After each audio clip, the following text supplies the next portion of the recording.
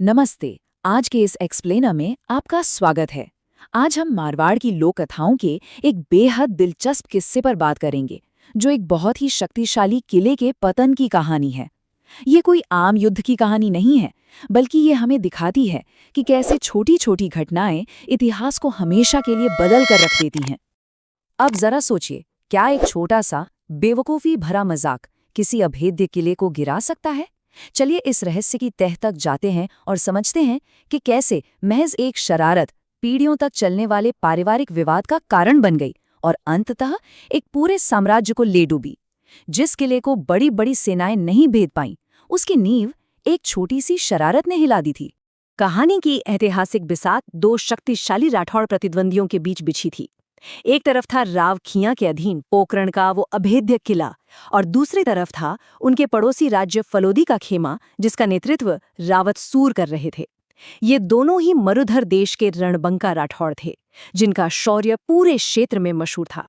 दांव पर लगे इस गहरे स्वाभिमान को समझने के लिए जरा राठौड़ों की उस शक्तिशाली वंशावली पर नजर डालते हैं। ये कहानी राव हमीर जी के समय से शुरू होकर जगपाल सिंह जी की पीढ़ी से होते हुए राव खेया तक आती है।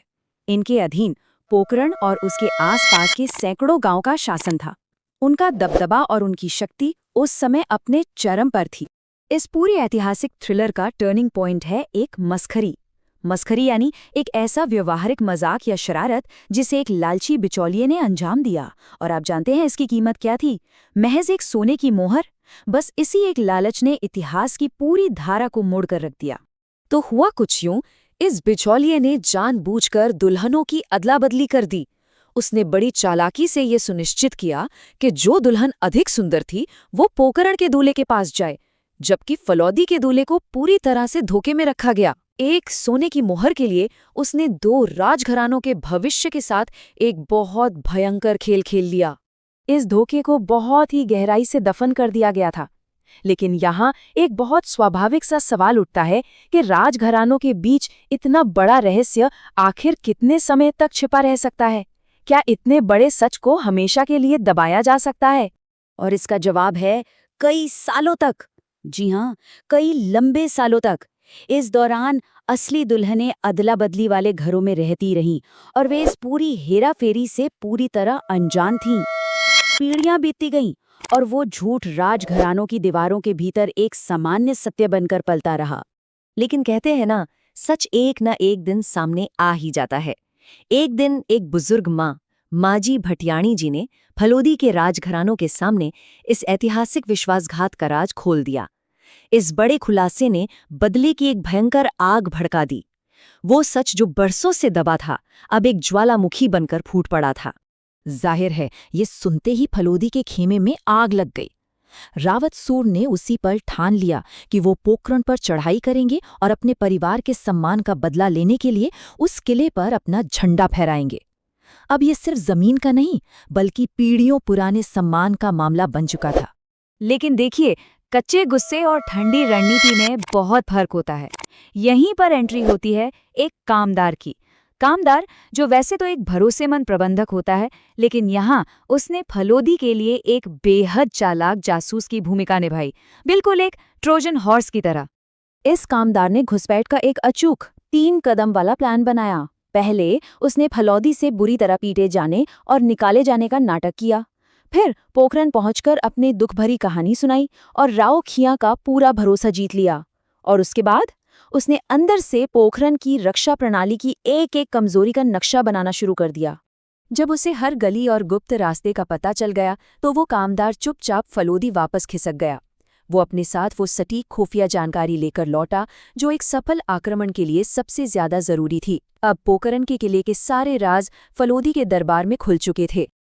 चलिए अब बात करते हैं अगले पड़ाव की, संत का घातक श्राप।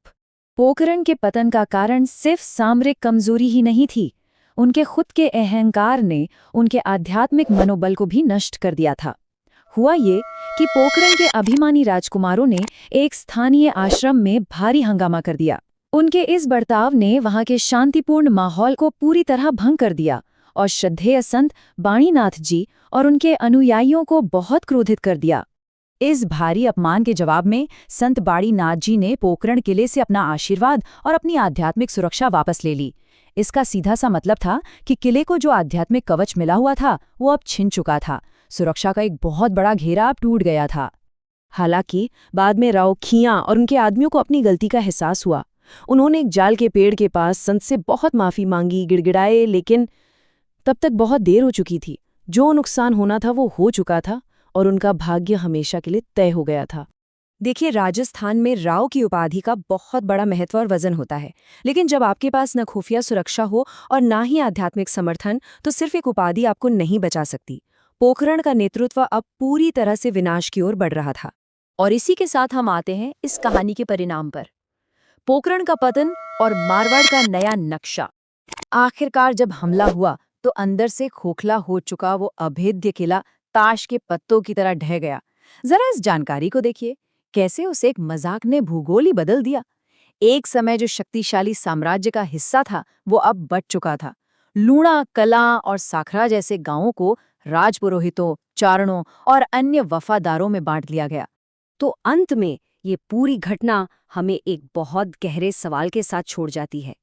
इतिहास में न जाने कितने ही शक्तिशाली साम्राज्य विशाल सेनाओं की वजह से नहीं, बल्कि अपनी ही एक अहंकारी और मूर्खतापूर्ण गलती की वजह से घुटनों पर आ गए। एक छोटा सा मजाक और थोड़ा सा अहंकार कैसे इतिहास के पन्नों को पलट सकता है, ये कहानी इसका एक सटीक उदाहरण है। इस एक्सप्लेनर में हमारे साथ जुड़ने के लिए धन्यवाद।